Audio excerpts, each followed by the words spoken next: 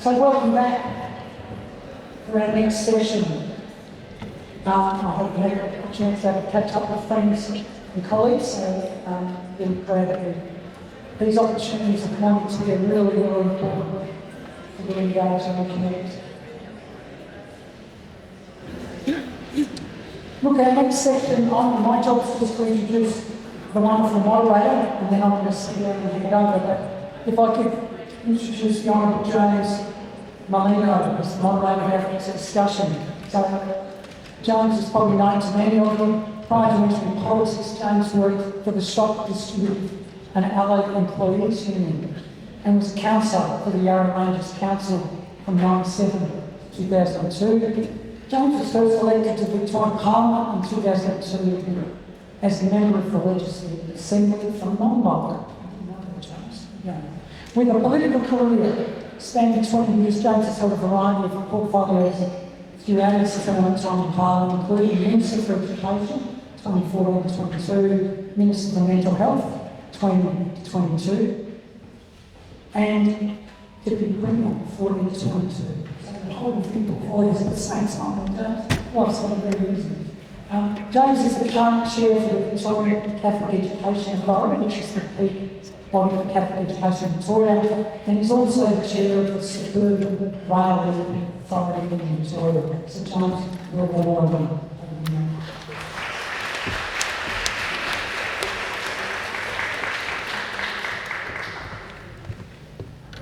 Thanks very much, John, for that warm welcome, and good morning, everyone. I'm delighted to be here at the Catholic Social Services National Conference, so welcome, and particularly for everyone who has travelled interstate to be here for this conference. I'm really excited about the panel discussion we're about to have, and I'll introduce our panel members in a moment. But Josh asked me to moderate this session, and I was really pleased to say yes, and I'm pleased to be here. Social justice and tackling disadvantage is something that is really close to my heart. As John mentioned in the introduction, I spent most of my career focused on education, a whole bunch of other portfolios, but education is my passion. And when you become deputy leader in my party, you get to name what your portfolio is. And as soon as I became deputy, I said, I want education, please. And when I was thinking about this panel discussion and my own personal experience, education in Australia, we compare well internationally, but there are a couple of really difficult things that we are trying to tackle and have not yet succeeded. One is that we've got a really long tail between our best student outcomes and our lowest student outcomes. It's a very, very long tail compared to other parts of the world. Our best is right up there. The other big thing is the connection between disadvantage, vulnerability, and poor student outcomes. The link in this country, in terms of an advanced Western society, the link in this country is greater than most other parts of the world. And you know, that's what the Gonski reforms was all about, and it's what I spent a lot of time, and I might talk about this a bit later, throwing a few questions to the panel, trying to tackle, because it's insidious. Disadvantage, poor student outcomes impacting the rest of that young person's life, their health outcomes, their career outcomes, and it becomes part of the intergenerational poverty that we see in this nation. And we try to address it in education, and what this discussion about is how can we address it more broadly. So, in terms of the theme, commons, commonality, common good, what we're going to hear from our panellists, and I'll introduce them in a sec, are what are some visions of a more just and equitable future for Australia? How might we get there? What are the challenges and opportunities that the social services sector faces in 2024? Now, the way we're going to have this panel session is I will introduce each of our panel members. They'll each speak for about 5 or 7 minutes. And thank you, Ben, for getting here. His flight was delayed and he's rushed to get here. So 5 or 7 minutes, then I'll throw a few questions, and then the best part of these sessions is when we get questions from the audience. So I'll give you a bit of time to think of some questions, but that's the way that we're going to approach it. So firstly, I'll introduce each of our panel members and then we'll get right into it. So, Sister Brigid Arthur AO, Coordinator of the Brigidine Asylum Seeker Project. Brigid is a Brigidine sister who trained both as a primary and secondary teacher. She both taught and was principal of schools for many years in many different areas of the state. She holds degrees across education, mathematics, science and theology. For the past 20 years, Brigid has acted as a litigation guardian for minors in immigration detention and in juvenile justice centres. Recently, she assumed the role for a group of young people seeking a judgment that the former Environment Minister had a duty of care to young people because of the effects of climate change in a high-profile court case. Brigid is currently the Joint Coordinator of the Brigidine Asylum Seekers Project. This work has been at both a hands-on level, helping asylum seekers and refugees with accommodation and other practical support, and in advocacy, trying to change the present policies and procedures used in Australia to deter asylum seekers coming to this country. Brigid was awarded an AO in 2022 for distinguished service to social welfare, particularly asylum seekers and refugees, and to Catholic education. She's a life member of the CSSV. So welcome, Brigid. I'll introduce everyone. Our next speaker is Associate Professor Ben Phillips. Ben is a Principal Research Fellow at the Centre for Social Research and Methods. He has nearly 20 years of experience as an economic and social researcher in Australia. Prior to joining the ANU, Ben was responsible for a range of modelling projects at NatSem, including the StinMod micro-simulation model of Australia's tax and transfer system. Goodness me.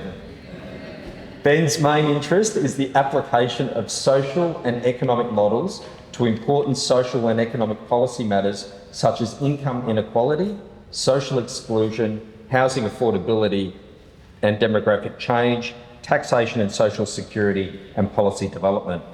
Ben has published several reports with AMP in the areas of the cost of living, housing affordability, childcare and household debt.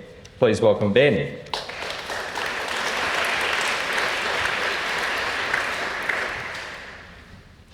And Professor John Wiseman. Professor John Wiseman is a Senior Research Fellow with Melbourne Climate Futures and Adjunct Professor, Melbourne School of Population and Global Health at the University of Melbourne. He's also Chair of the Board of the Next Economy. Previous roles include Visiting Fellow, Centre for Climate Economics and Policy, ANU, Deputy Director, Melbourne Sustainable Society Institute, University of Melbourne, Director, McCockney Centre for Community Wellbeing, Melbourne School of Population and Global Health, and Assistant Director, Policy Development and Research at the Victorian Department of Premier and Cabinet.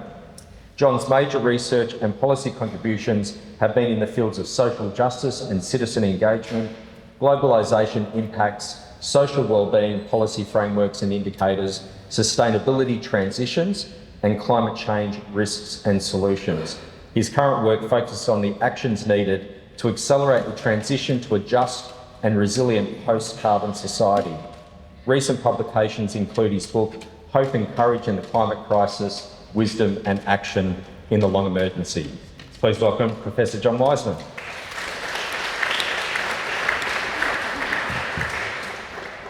Okay, let's get into it. So we'll go in the order in which I introduced everyone. So can you please welcome Sister Brigid Arthur to the microphone.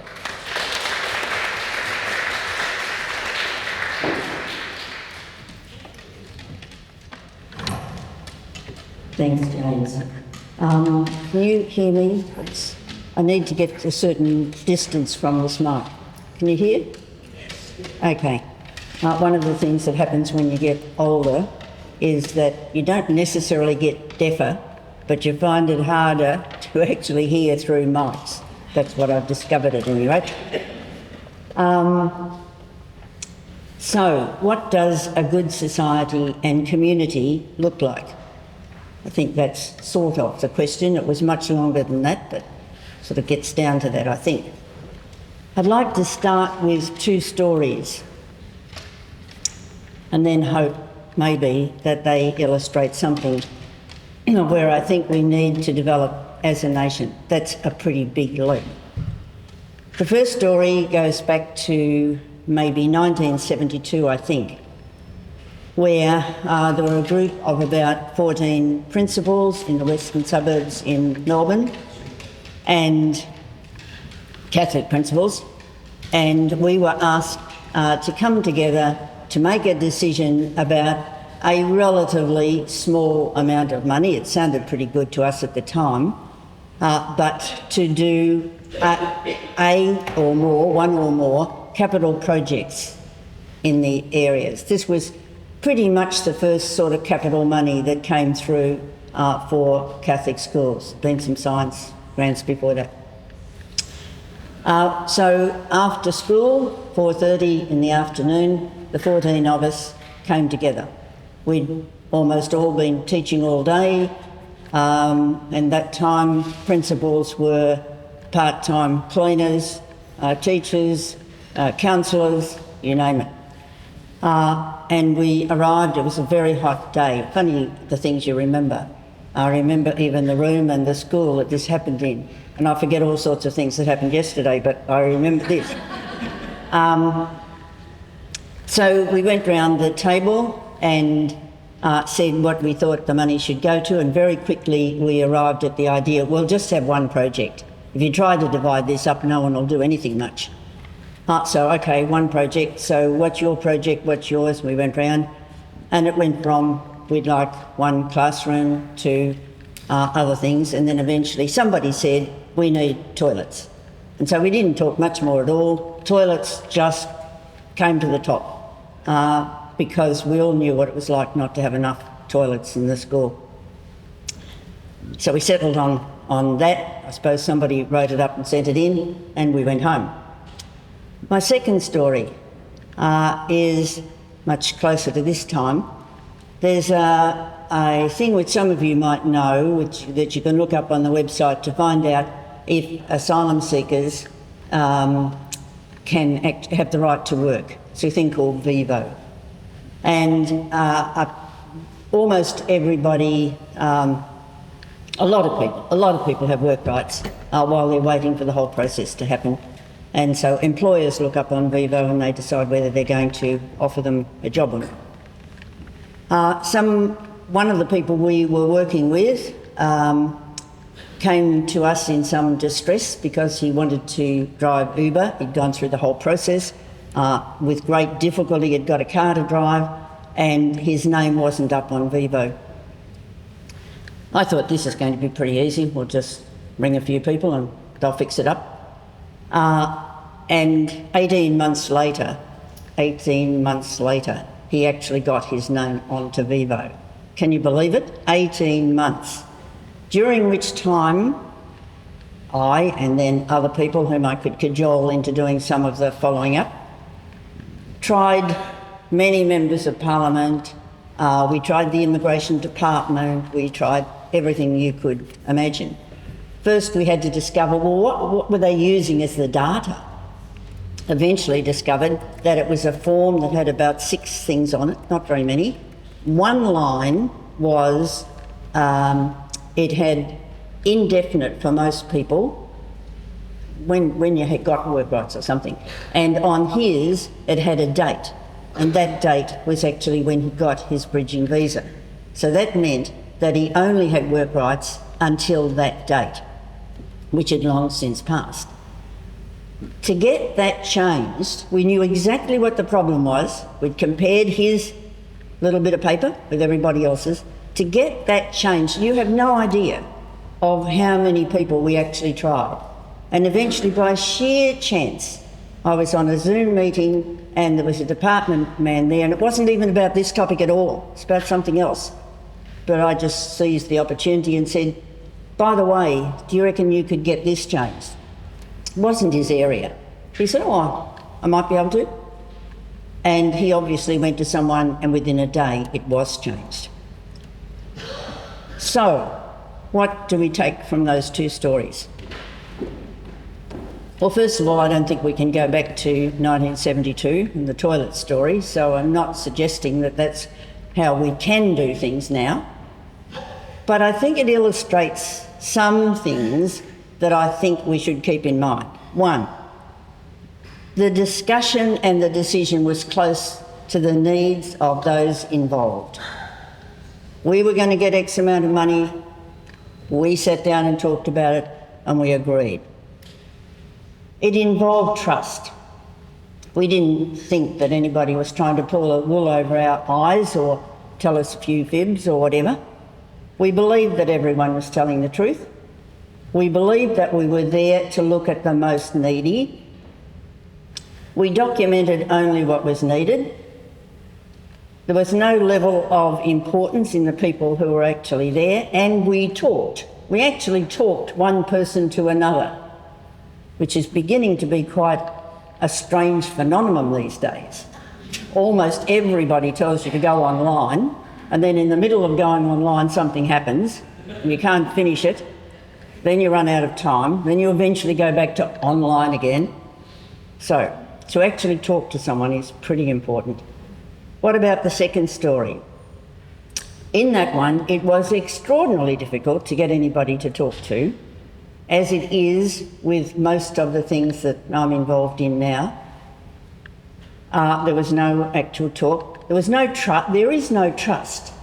It's not, oh, I know those people, they do such and such and such and such, so they're on the phone. Oh, well, we could take that call. We could probably do something about that because they seem to be okay people. They've got a reasonable, sort of track record. There's none of that. They're relying on documents that nobody went back to check.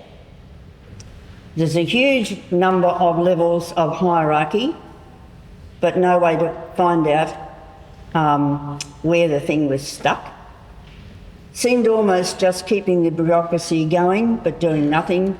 In other words, shambolic. It was a soulless. It is a soulless process. Oh my goodness me, I've only just started.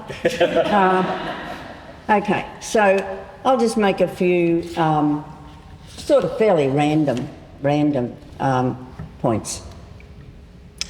One, I think we've been talking over the last day or so about the importance of each human person, and I think that if we actually believe that, there'd be a revolution. If indeed no one person is more important than another, that's just extraordinary statement. We don't actually talk much about having to have some room for greys. It seems to me, I love Michael Loonig's cartoon that says, we are always good, they are always bad, and underneath it, always. There's no room for greys in that. We know. We're the goodies and they're the baddies. We're all flawed. We're all flawed. We're all good, we're all flawed.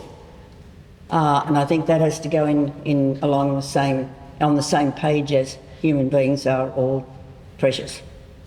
How will we know we're on the right track? Well, one of the things will be, we'll know if we're never unpopular, we're not on the right track. If you're on the right track, you inevitably will be unpopular with certain people at times. And so I'll just finish with, one of the key themes of Catholic teaching is the preferential option for the poor. The questions I think that we need to ask ourselves is, how faithful are we to the God of our scriptures, where God is not a neutral God, but on the side of the poor, not because they're more virtuous, but because they're defenceless and have no one to take up their cause. God is not against the rich and the powerful in our scriptures, but shows concern first and foremost where humanity is most endangered. God calls for us all to be free. And then the question is not, do we have the means to resolve the issues of huge inequality that we face in a global village? The question is, do we or do we not have the political and spiritual will to do so before it's too late? Of course, we won't have this until we really believe that all people are equal, worthy of a decent and dignified life, and the things that we have been saying. Do we have that will to build a society where all voices can be heard, where we acknowledge that all life is fragile and all human life is precious, and none more precious than another? Thank you.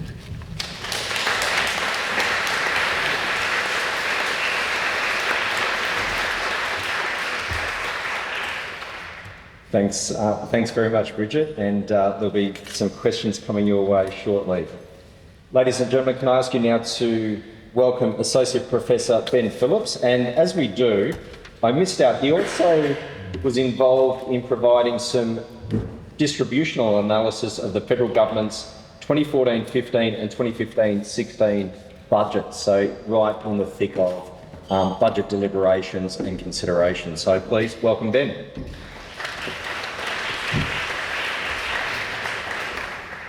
Thank you, James, and thank you very much for having me here this morning.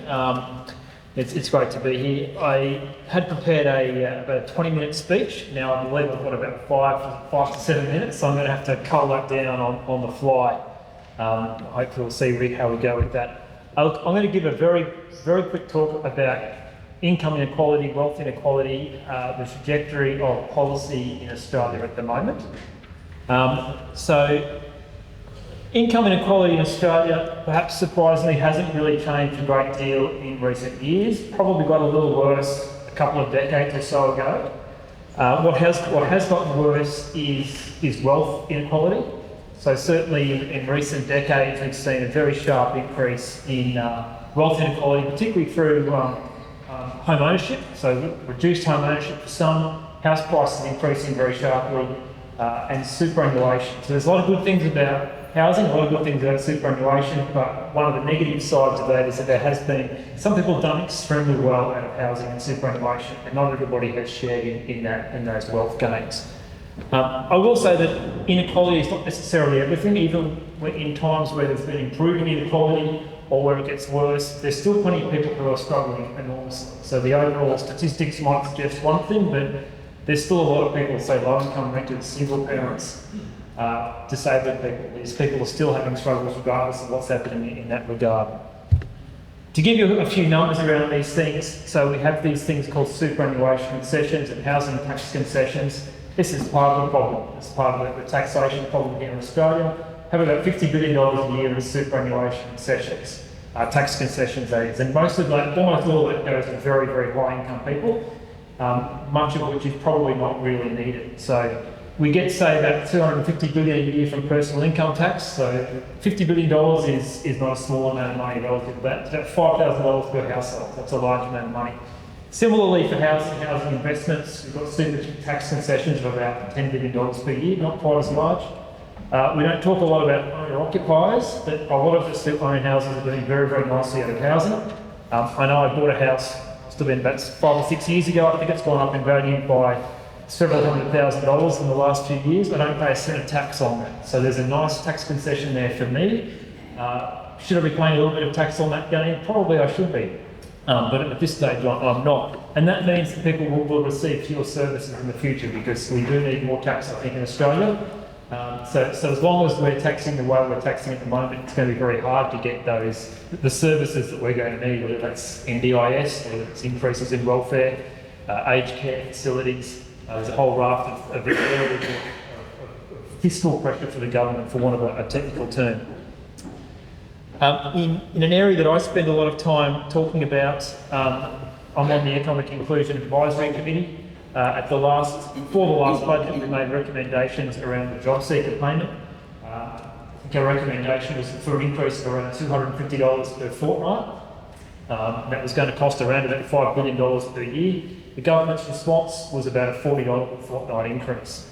So look, it's it's not nothing, but it's also a long way from where we had recommended that increase be. There were a number of other changes the government made in the last budget. Some of them were very good, like there was a change from shifting single parents, mostly young mothers, onto the parenting payment.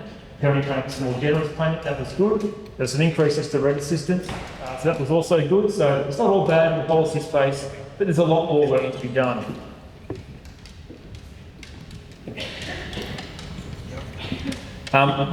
You will have heard an awful lot about stage 3 tax cuts of late.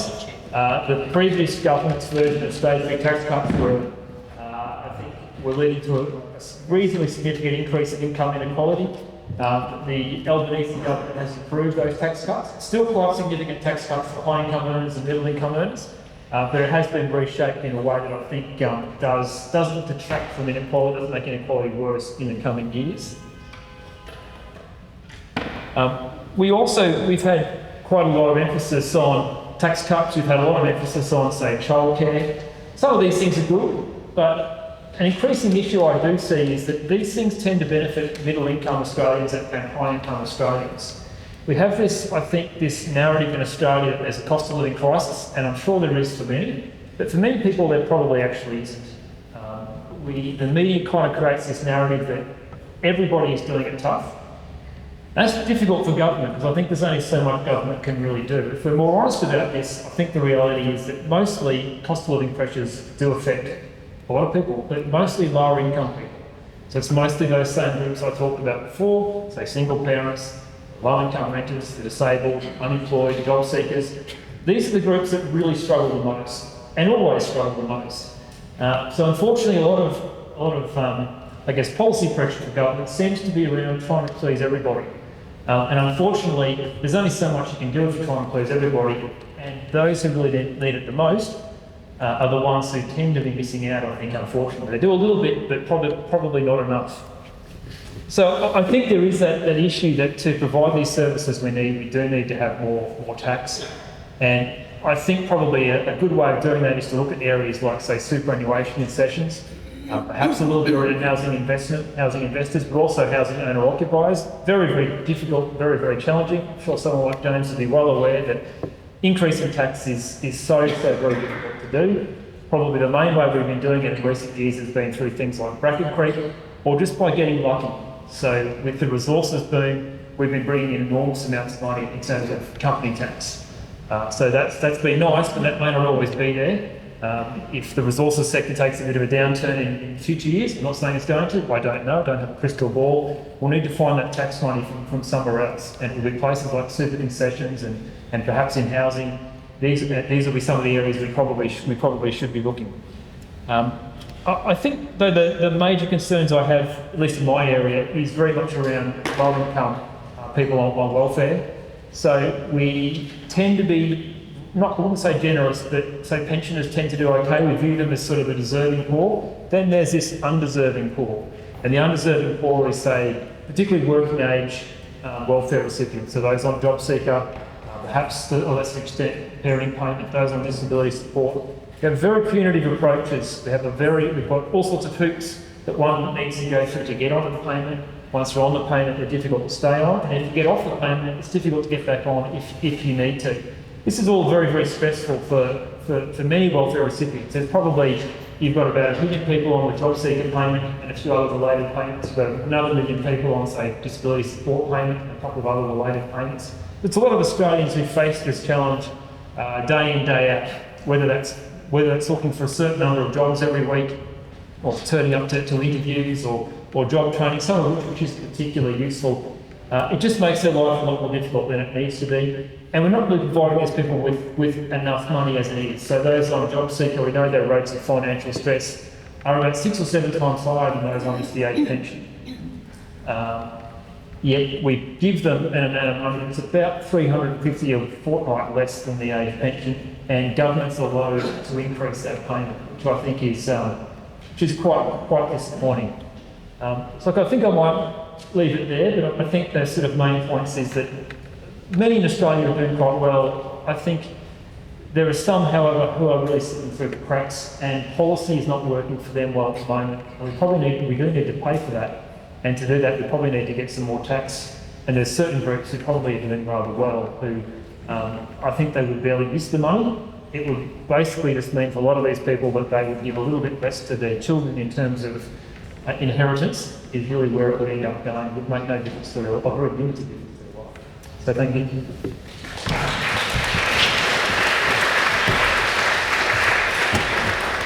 Thanks very much, Ben, and hopefully we can flesh out some of your other thoughts and ideas in the Q&A.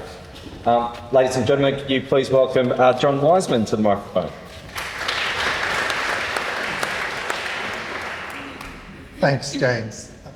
The Australia we want to be, it's a big and powerful question. I'd like to begin by acknowledging that we are meeting on unceded Wurundjeri Woiwurrung land, and by paying my respect to elders past and present and to all Indigenous and First Nations people with us today. In making that acknowledgement, I also wish to highlight the importance of social and ecological justice for First Nations people, of caring for country, of caring for our common home in imagining and creating the Australia we want to be.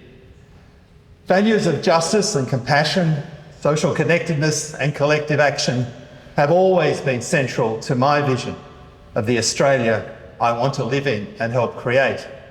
And those values helped inform my work for many years in the community services and social justice sector. And for a lot of that time, I tended to see the risks and challenges of social justice, environmental sustainability, and climate justice as they were all important, but they were kind of separate. In 2005, I became director of the Mackackie Centre for the Promotion of Mental Health and Community Wellbeing at Melbourne University. And that centre's work focused on the health impacts of poverty, inequality, violence, and racism. All crucial issues that I'm sure we will continue to be talking about here. But an increasing number of conversations, so this is 2005, increasing number of conversations with climate science colleagues at that time triggered my realisation that the greatest health and social justice challenges now facing humanity and Australians was likely to be catastrophic climate change and related ecological challenges. So, like many others, I decided to refocus my energy on doing what I could to protect and restore a safe climate future. And I find it hard to believe that just 12 years ago, in 2012, I had the honour of interviewing many of the world's leading climate scientists and policymakers, and I asked them the following question. Did we, in 2012, have the technical knowledge, the policy knowledge, the financial capacity to reduce emissions at the speed required to prevent catastrophic climate change? And the answer at that time was clearly a resounding yes. Renewable energy from the sun and wind replacing coal and gas and oil. Energy efficiency and electrification driving down energy demand. Regenerative farming and low carbon land use. And there was also, of course, broad agreement that emissions would need to begin falling at the very least by about the early 2020s. And now here we are in February 2024. And despite the huge commitment and hard work of many millions of people, the political obstacles preventing decisive climate action remain formidable. Images of increasingly severe, increasingly frequent fires and storms and floods remind us again and again that reducing CO2 emissions at emergency speed is our most urgent priority. And recent experience of climate-related disasters also deepens our awareness that the worst impacts of climate change are being experienced by the poorest and most vulnerable communities. The climate, as I'm sure we've been talking about in the last few days, the climate, as Pope Francis reminds us, is a common good, belonging to all and meant for all. It is therefore immoral to act in such a way as to generate changes in the climate that affect others, especially those who, because of poverty, cannot adjust or adapt. A truly ecological approach must integrate questions of justice in debates on the environment, so as to hear both the cry of the earth and the cry of the poor. So the Australia I want to help imagine and create is a country in which the cry of the earth and the cry of the poor are both clearly heard and well understood. A country in which emergency speed climate action is well underway and the end of the fossil fuel era is now clearly in sight, propelled by a multitude of actions. Shifting organisational and superannuation investments away from fossil fuels. Litigation halting coal and gas projects due to their impact on climate and health and human rights. Ensuring, as a number of people have already made this point, ensuring that fossil fuel companies are appropriately and adequately taxed. And just transition strategies, ensuring no workers and no communities in coal and gas-dependent regions are left behind. A country in which there is growing awareness of the huge health co-benefits and job creation potential of a climate-resilient, clean energy economy. A country in which governments and the organisations we work with and for are accelerating the shift to a zero-carbon economy and are committed, as Julie said, to protecting and nurturing the commons. Deepening our understanding of the importance of strong connections between human beings and nature, of caring for country, and of protecting and regenerating biodiversity. Creating climate-resilient housing and health and food and transport systems. And perhaps laying the foundations for a broader public debate about a climate-resilient and regenerative well-being economy. An economy which focuses less on producing and consuming luxury goods and services and more on improving health and trust and care and social connectedness.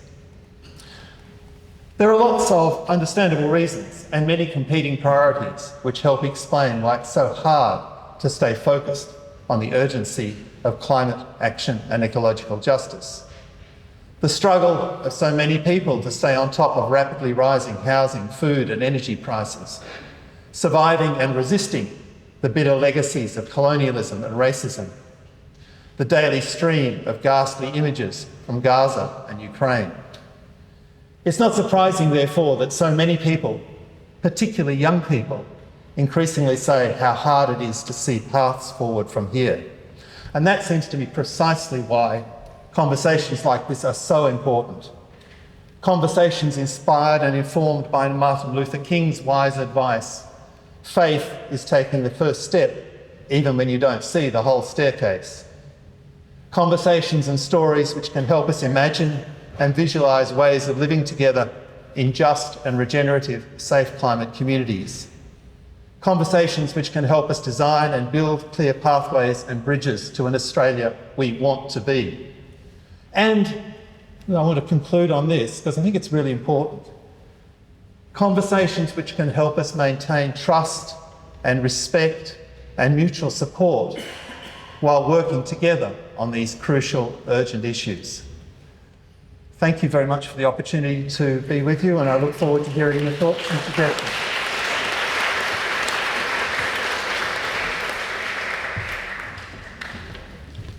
Thanks very much, John, and to Ben and Brigid. Great presentations both in terms of a vision for the society that we want to be and the challenges that are before us. So we've got about 20 minutes or so of questions, and I would love some questions from the floor, but I will kick off whilst you're thinking about some questions to throw to the panel. Each of you spoke about challenges. Brigid, you spoke the second example, and you said it's been harder to engage. People aren't listening, that there's a lack of trust, it's harder to talk, they're not checking. Ben, you talked about the fact that we're not moving far enough, and when we do move, we're not moving enough to the people that most need our support. And John, you talked about political obstacles to climate action. We're in 2024, we're in a post-COVID environment, and at a government level, at a fiscal level, we're very much in a post-war environment. When you think about the efforts to combat the pandemic, high inflation and very high government debt.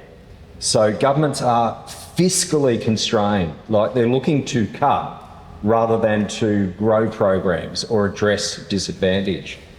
So, what's some advice you can give to the social services that are represented here today about how to engage and get the ear of government to take action?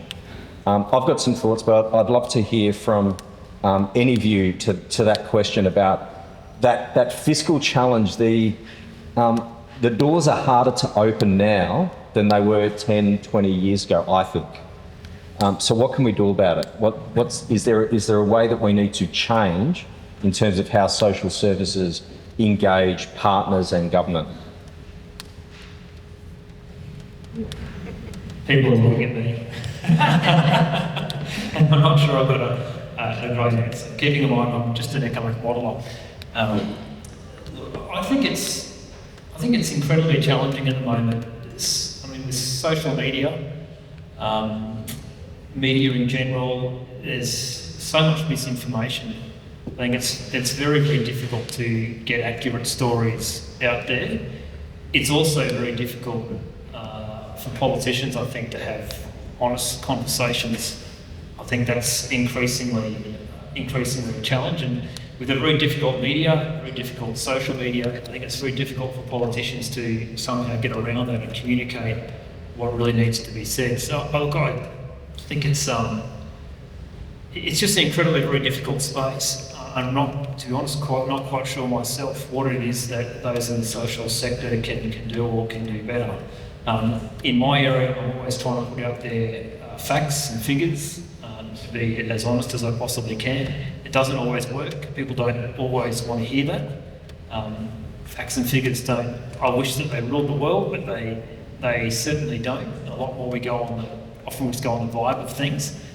So I think it's a very difficult space. Unfortunately, I'm not sure I've got the answer on what can really be done there. I think, unfortunately, we need to have a bit more political leadership to get around this, but that's also very difficult. It's a very difficult game in politics, unfortunately, as I'm sure you'd be well aware. No, yeah, I don't disagree. I think the nature of the public policy debate, the quality of that debate, it's not open for those conversations at the moment, and that's really tough. Yeah. Brigid or John? Since I know, but anyway, I'll have a go. I think, one pretty obvious thing is we've got to do more with the money that we've got and not waste it. And one of the things where I see in the whole asylum seeker area anyway, that we waste money, two things maybe. One, that we build bigger and bigger organisations. So Home Affairs became the large entity that it is because it incorporated many smaller departments. Does it work better? Well, from my experience, absolutely not. This creates more problems. It's dehumanising. And so I go back to my toilet story and think that the smaller the units are for decision making, the better. But obviously then they have to trust each other and collaborate and work together. And I think they can do that. I said I had 2 points, I don't know what the second one was. We need encouragement, I think, not to waste money, but to use it. I don't think we can't do as much less money, I suppose, in the whole human welfare area. But it could be used, I think, a lot better. In the second story that I told, a huge amount of money just wasted with various people scuttling off to do something that seemingly no one could do, even though it's a simple thing to get done. So I'd say make life simpler if we can. Make bureaucracy, cut down bureaucracy as much as we can by having decision making much more local. 2 points. One's about tax, the other's about social connectedness. I do think it's obviously a hard time to talk about tax, but credit where it's due. The Albanese government taking on board the conversation about stage 3 tax cuts and changing them to some extent. But I also think the question that was raised earlier about tax on fossil fuel companies, Professor Roscano just a few days ago raised a proposal for a really serious approach to taxing fossil fuel companies in Australia, with the vast majority of the revenue raised going straight back to households to deal with the impact on their, particularly vulnerable households, on the impact of energy prices and so on, but also a percentage of that going into the transition to a just zero carbon economy. And when we raise it, I know this is tough stuff to raise, but I think finally, unless we're serious about having a proper conversation in the country about tax and understanding that as a conversation about how we share the resources and to create the country we want to be, then I think we're always going to struggle. But let me just give one other example from a very different space. A range of colleagues of mine at Melbourne University are doing lots of work and around the world, including colleagues in Japan, on the question, what do we most need? What's the most important capacity we need to deal as communities, as households, as individuals with a world of increasingly frequent fires and floods and storms? And the answer that comes to you from Japan, from South America, from Australia, it's not rocket science, but it is important. It's called social connectedness. It's called not being isolated. It's being called closely connected to the people and the communities we're with. And I think there's probably people here from Northern Rivers who experienced the frequent floods, the cascading floods a few years ago. The role of the Northern Rivers Community Healing Hub, bringing together Indigenous and non-Indigenous people to make those connections. That does cost money, but I also think it's an important reminder that there are many things that we can do that require government taxation, and there are also many things we can do to connect our communities and connect people together as well. Thanks, John. If I can add just a couple of comments, and I will because I'm the moderator. Politicians get a bad rap, and a lot of the time that's deserved. But there's also people on both sides of the political fence, or all sides of the political fence, that do want to make a change, that do want to help, and they do want to assist. A couple of thoughts I've had over the period that I was a minister, and just observing how governments make decisions or not make decisions, and what shifts the dial. And it goes to one of the points Brigid made around collaboration. So I'll give you an example of one of the projects that I was most proud of as Education Minister. Governments, premiers, treasurers, cabinets, they love the problem and they love the solution. You know, what's the problem?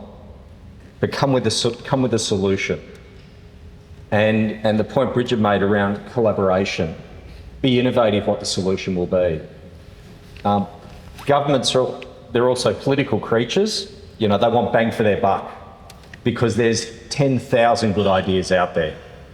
So what's going to make a difference to the problem that you've identified, but what will also deliver an outcome that the government can say, we delivered this, we helped deliver this. So it's problem, solution, some collaboration and innovation, and a universal outcome. Simple messages. Governments like simple messages as well. So the best example I can think of that was the problem of disadvantaged kids not eating before they start their school day. Like hungry. 1 in 7 kids hungry before they start their school day. And it was chronic across the state, particularly in particular parts of Victoria. So problem. Solution, a breakfast club. Universal breakfast club. Every primary school for every student. So there's no stigma. There's no students feeling that they're a bit, you know, for the kids, it's just a social activity. They get to school at 8 o'clock and they're having toast and Weet-Bix with their mates. So it's every school, every kid, and it was a partnership with Food Bank. And it just ticked all of those boxes for the decisions that a government makes. Now, yes, it was an investment and we're in a tougher fiscal environment right now, but think about those elements when you're engaging with government, state, federal or local. Problem, solution, innovation, collaboration, partnerships, and a universal outcome. That the mayor, the minister, the premier, the prime minister can say, yeah, that's something that the government's been involved with, and it's delivered an outcome for people most in need. So it's harder. So we've got to think smarter about how we engage with government, and don't get discouraged at the bureaucratic level, because the answer is always no at the bureaucratic level. So you just got to keep opening up those other doors. Please state where you're from and your question. Judy from Timor. Okay, so this is, I quite agree with you that you need a solution. Zali Stable, independent member from Moringa, provided a solution for funding via the PWIT, and I'm sure that Professor Ben is aware of that solution that she provided, where the oligarchs, being fossil fuels, get 1% tax, and the weather event victims get 0, because the insurance companies grows to honour their payments. However, I have a question for Professor Edwards, and that is, which countries, in your view, have enacted appropriate legislation resulting in construction, housing, industry, transport and energy sectors being incorporated in renewables? I think that's for you, John. I think that was for me, wasn't it? Yeah. Which countries have done this best? Is that kind of your question? I don't think there's anyone who's done it perfectly. I can think of countries come to mind, and if the question is countries which have done extraordinarily well in transitioning to renewable energy, we could list in countries like, there are a number in Costa Rica, in Northern Europe, Scandinavian countries, Germany and so on. So we could list countries that have done really well, particularly well in driving, improving renewable energy, improving energy efficiency. I suppose the other example I think of, I used the example of the wellbeing economy, and there's an organisation you might want to look at on the web called the Wellbeing Economy Alliance, and it brings together countries like Scotland, like Norway, I think, like New Zealand, which have at least begun to say what's going to be most important for us in thinking about being the country we want to be is not solely gross domestic product. It's about the well-being of our people, of our ecology, and we're going to put that at the top of our budgetary priorities, our economic priorities. Now that doesn't provide a simple answer to all the questions that James has raised. But I think if you have a look at some of those countries grouped together that head into the Wellbeing Economy Alliance, they have done better than most, and there might be some lessons that we can learn. I know that that's the last point to make, is that the current Treasurer, Tim Chalmers, is interested in the question of the idea of a wellbeing economy, and maybe that's an argument we can use to begin to open up conversations in the Australian political space. Thanks, John. Can I follow up with a question about just transitions? I'm a chair of a superannuation fund with another hat on, and super funds are going 100 miles an hour at engaging with government, investing in renewables and the energy transition. My challenge to you, John, is I reckon there's very few voices around just transitions.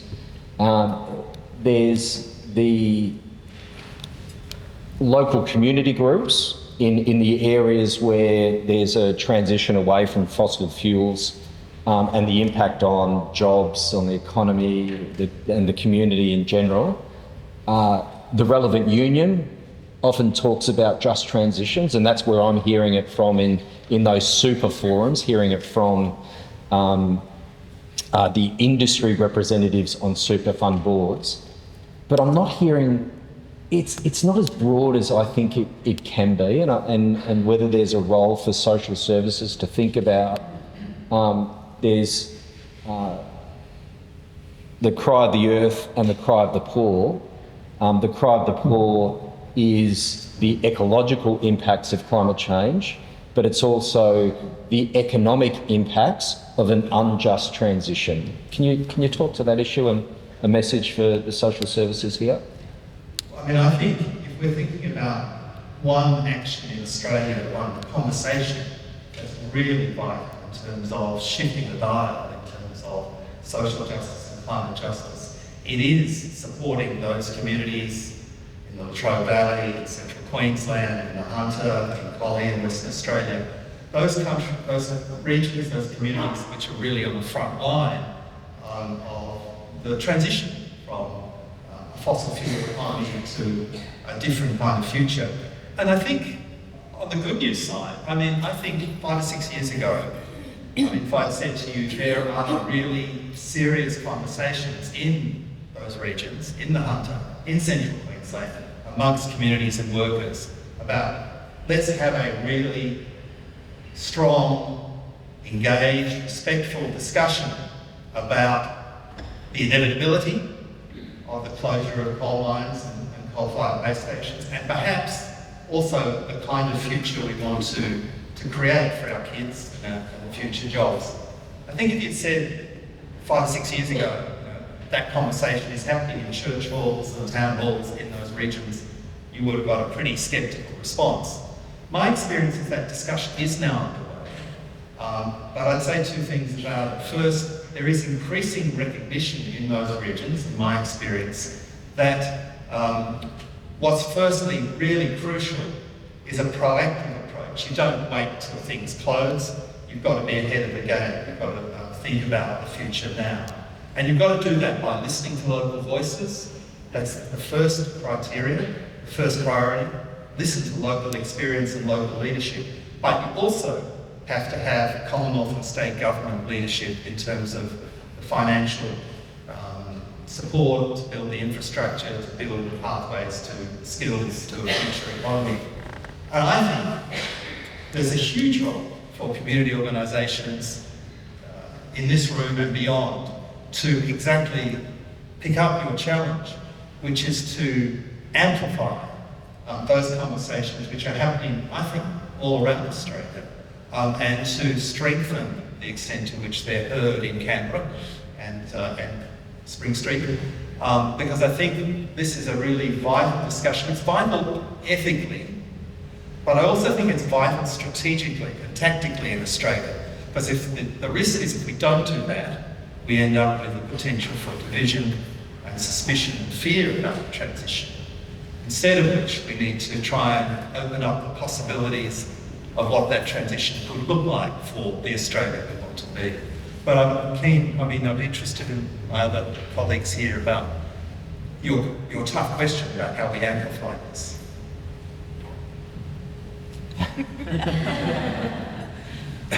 Look, I don't think I've got any particularly some useful insights here, but I do get a sense that the climate change game has changed quite a bit. When you go back to 2012, Labor introduced the carbon price.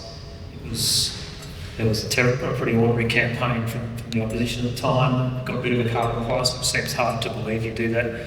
I sort of wonder if it was being introduced now, perhaps it might have more chance of not being rejected. So I think the population has come a fairly long way since back then, but I could be wrong, but just more my sense. I think things are improving, but obviously there's still a long way to go with this one. Thanks, Ben. One more. Josh? Yes. Is that is that conversation happening at the Economic Inclusion Advisory Committee that you're a part of at the federal level, like that kind of question about just transitions, or is it mostly about more about the budget at large? Is that space for that? At this point, not too much on that side of things. No, it's mostly looking at things like the welfare policy in Australia, tax policy, education, those sorts of matters. Climate change hasn't been. Maybe it should be. Yeah, interesting point. I'm looking at John and Josh. Have we got time for one more? Is that, we're probably done? All right, very good. Ladies and gentlemen, thank you for your participation, and thank you most particularly